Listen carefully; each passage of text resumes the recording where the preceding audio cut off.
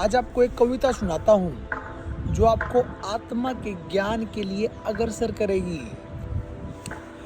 ढूंढता था मैं जिसको गलियारों में, वो नहीं मिला संसार के हजार दरबारों में।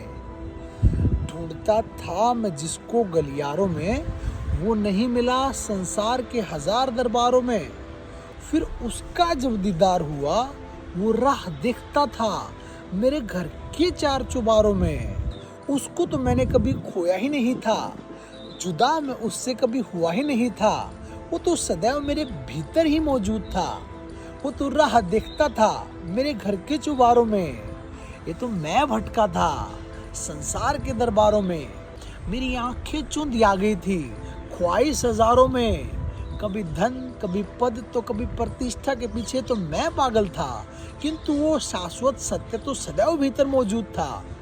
उपनिषद कहते हैं कि मैं हमेशा भीतर रहता हूँ, सदैव अंतर्वास्ती मैं सदैव हूँ, सदैव आसमी मैं सदैव हूँ। जो खोजता रहा बाहर, वो बस अपने आप को भूलता रहा।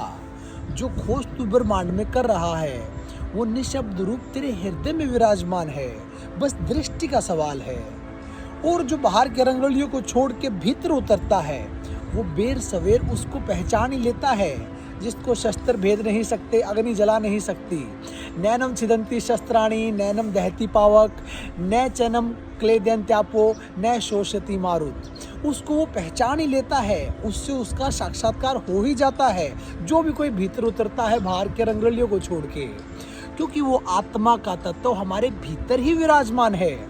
और कहते हैं जितना जमीन और चांद तारों के बीच दूरी है, उससे भी कहीं ज्यादा दूरी है हमारे और हमारे वास्तविक स्वरूप के बीच में। तो आत्मा की ज्ञान की दिशा में कदम बढ़ाओ, क्योंकि जिसने उसको जान लिया उसने सब कुछ जान लिया, और जिसने उसको नहीं जाना उसकी सारी जानकारी दो कौड़ी की है।